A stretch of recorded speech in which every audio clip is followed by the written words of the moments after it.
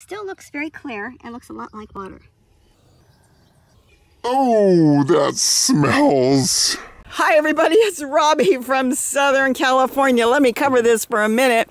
And today I'm going to talk about homemade compost tea, and it will cost you nothing to make. And before I go any further with this video, I want to say thanks so much for you guys that contacted me back that had issues with your squash that were only producing male flowers, and now that you did this compost tea that I told you how to do, you contacted me back, many of you, to say now you've got female flowers, and some of you even said you got your first fruit finally. Thanks for sharing that with everyone and me. That is one of my compost tea stations. I'm trying to now put them all over the different gardens so I don't have to really be running around and making it and moving it around.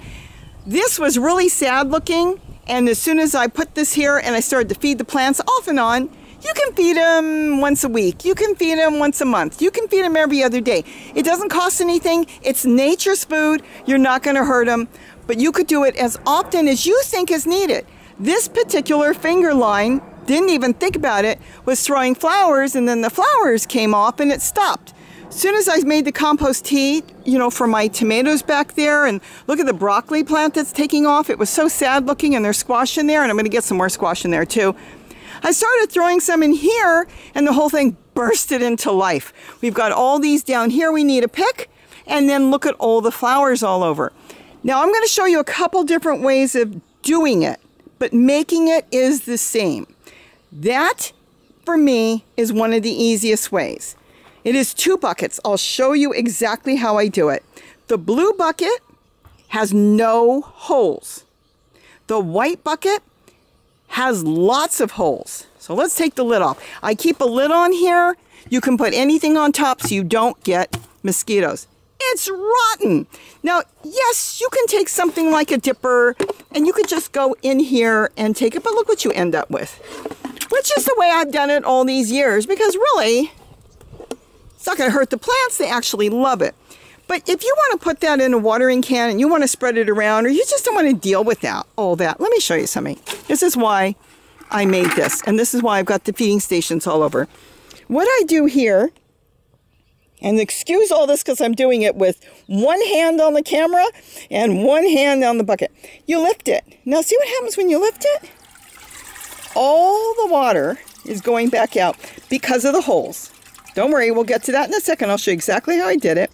Now, this is going to drip for a few minutes. So what I do is I put it over here. So let that get it. But look at this. It's pretty much clear. Some pieces might go through, but now I've got pure compost tea. Now, if you feel it's too strong, just add in some more water. It's whatever way you want to do it. But that's all there is to it. Now, I would not be sticking my hands in there, but most certainly you can use, look at this. I just took an old soap bottle, I cut it, and I've got the greatest scooper. You can scoop it out any way you want. And then if you don't need it, you know, do that much right now and you want to save it for a little while, you don't have to do anything but take your bucket and drop it back down. It's going to be pulled down by gravity. Water's going back in there. And again, to keep mosquitoes out.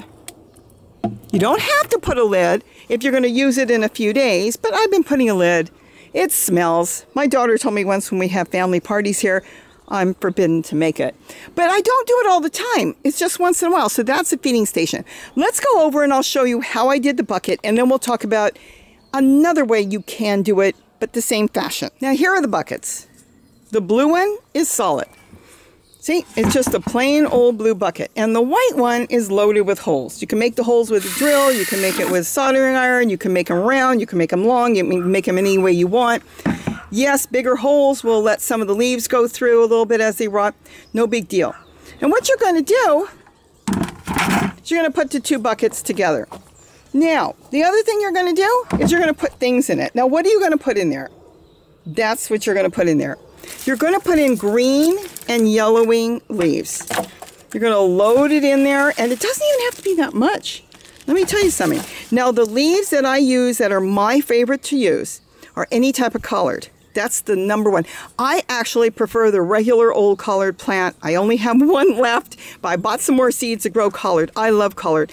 I know a lot of you love comfrey. Here's the issue with comfrey. You really can't eat it. And I want something that, will work both ways, that I could eat it if I want and make great plant food. But that's it. Now you keep putting your leaves in, and again, I prefer any type of brassica. So you could use any type of brassica. It could be leaves from broccoli, leaves from kale. It doesn't matter. Now what I would not use, is this, brown leaves. There's nothing wrong with using brown leaves, but so much of the nutrients that you want for the microbes are kind of gone. So all it's going to do is just kind of rehydrate and sit there. It will eventually break down. But the green leaves, oh my gosh, even the stems, this stuff, well, it rots. Just like the kitchen scraps you bring outside and you throw it in your totes and it grows. This stuff rots, and when it rots, all the microbes get in there to eat it. You're not going to have earthworms in here, but you don't have to add in a lot. Now you would fill it. You can see the line here. I fill it with water. Put as much water as you want in there. But now you've got your own compost tea. And you could, if you want to do it one bucket system, you could use just a bucket. Like I said, just kind of wade through the leaves. But when you separate it, you end up with just in here all your plant food. And you don't have to be messing with this. Now this, you never throw it away. After a few days, you want to freshen it up, start over, put new leaves in there, dump everything in the plants. You dump this somewhere, either under a tree, in another tote, anywhere you want, because when those break down, they're magnificent. I usually just drop them in a tote. I might make a little hole and push them in and drop them. Boy, your earthworms and everything will go nuts eating it. But that is the best compost tea. What is it? It's Mother Nature's compost tea. When it rains and it puddles and leaves are on the ground, it's breaking down and feeding your plants. Instead, you're making it in a quicker fashion. You're speeding it up, and then you're feeding your plants. Now let me go show you one more thing to show you another way to make it easier. If you've only got a small garden, just a patio or something, and you want to make some. As we take a walk where I'm going to show you, there's one. There's another compost tea, so I can feed a lot of this, a setup. Now you're going to say, why is one blue and one white? Muscle memory. I don't even want to think about it. I don't want to walk out here and say, where did I put it? Oh yeah, it's over in the orange bucket. No, it's in the yellow bucket. No, it might be the black bucket. I'm going to look at that, and without even having to think, well, it sounds terrible, doesn't it? I know that's my compost tea. And even if Gary wants some, hey, do you have any compost tea made? Yeah, I do. Go find it. It's in the blue bucket. No, there's another one. Okay, I ran out of bright blue bucket, so I used a dark blue bucket. But the same thing. Now I can feed all my squash that I'm growing here. And in here, see, it didn't even push down all the way because I've been using it, but that's okay. It's covered. No mosquitoes are going to get in there. I don't have to worry about mosquitoes, and I lift it and water it. And see what I did with the other one? Right now I'm in the middle of setting up the totes. I just dumped that in there. I'm probably going to push some soil on top. That is fabulous. That's like a starter for my setup. Now let's look at another way of making it, like I said, where if you didn't have so much of a garden and you just had a little section, a few buckets set up or something, what you could do to feed your plants. So let's say you only had a set up of buckets, like I was saying, or you only had a few containers and you don't need to make a whole bunch. Yes, that's one. It's not in a double system. I did that first. This one's being changed to a double system with the 2 buckets. But going back to the containers, let's say you're growing some watermelon, but things that are heavy feeders like squash or tomatoes or even peppers. Oh, my peppers love them. Look at the peppers. I started feeding these things and these peppers went wild. This is peppers. This isn't tomatoes. That's tomatoes. This is because of the plant food I'm making. Now, let me show you how you could do it small time. So let's say you're soaking, you're just soaking some. Okay. Now you can feed it with all that in there. That's not a big deal. But I like using it more water-like. You saw me go to the thrift store and pick this up. I was all excited. You probably get them at any dollar store, Walmart, Target, who knows. You probably have one laying around the house you don't even want. Just a plain old colander. Now you put a colander on top of a bucket. Look, it will also fit on top of a flower pot. So whatever you've got, So let's go back to the bucket right now. You put it on top of the bucket. You take this and you pour it. Now you don't have to deal with all of that. But this is gold. Don't throw this away. This you put in one of your planters, one of your other totes, buckets, and if you have no place to put it and you don't want it, then go put it under a tree. But don't throw it away. Just find a place for it. You can compost with this. This is great. But look, now you've got clear, basically, water. You can put this in a watering can. You can add more water to it. Look at this. This is the best compost tea you can get. It's free. I know some people go ahead and buy it and they get the bubblers and everything. Oh, here, I'll put it on my watermelons. My watermelons love it. Gary said, boy, his are only like a foot. We planted ours at the same time, but I'm feeding mine. I think he wasn't feeding it. He's got a lot of feeding stations now too, he calls them, where he's making a lot of compost tea as well. But I've been feeding these every other day, and look at them. They're taken off this way. I've already got watermelon started. I didn't put it in there that long ago. And last year, I planted some watermelon in my chair garden, and I had watermelon in 30 days, which was unbelievably fast. They usually say 60. So that is the easiest way to make compost tea. And like I said, you can make it with your own bucket, your own size container, as big or as small as you want. You don't have to make it by the 5-gallon bucket, and I'm not filling it. But again, this is so rich that really I could take that small amount, fill this bucket up with water, and then just go through and water some of the plants lightly all the way through. And then let me tell you something, if you dump the whole thing straight,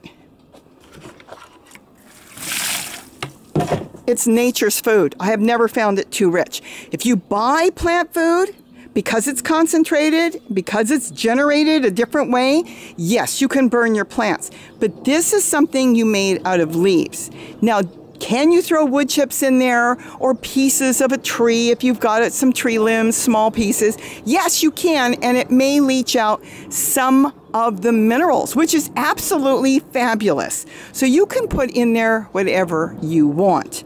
It doesn't attract anything like rodents or anything. I've never had rodents attracted by it, but I will say it has done wonders. I've been using it for years. I have other videos up. They're just as good. It's done the same way, but I wasn't doing a 2-system like I'm doing now because I like the idea of having the water where I could put it in a watering can and then I can feed everything. There is no way I would have this many tomatoes with 100 tomato plants in there, which is absolutely not the right thing to do. They would not be producing like that, but they're producing because they're getting fed. It's kind of like people growing hydroponically. They're not growing in straight water. They're adding in the nutrients that they know the plant needs. You can't just go take a tomato plant and grow it in water. Don't put anything in there. They're putting in fish. They're putting in everything they need. Well, that's what you're doing when you're making your plant food out of the leaves. You're giving plants extra nutrition. Now, why should I need to do it in which the fashion I grow in with all the leaves and the branches and everything? Because certain plants are heavy feeders and they're drawing out as much as they possibly can out of the containers. So why not help them? Why force them to go in there and look? I would not put this on carrots or beets or any of your root stock type foods or vegetables, only because they don't need the extra nutrition. You give them too much, you'll have beautiful greens and very little bottom growth. But as far as your greens, your melons, your zucchini, your squash, tomatoes, peppers, give them all they want and they will keep growing. I have zero complaints on this. Everything's doing good. My sages are doing good in here. This is lettuce. It's gone to seed, and I do have to collect that. I need to grow more lettuce. But the basil is growing beautiful with the peppers. So with that, have a wonderful, wonderful day. If you have questions, please ask me. I'll answer as much as I can on the plant food. But this is my favorite plant food to feed the plants, something that costs me nothing. Have a great day, and don't forget to eat what you grow. Bye-bye.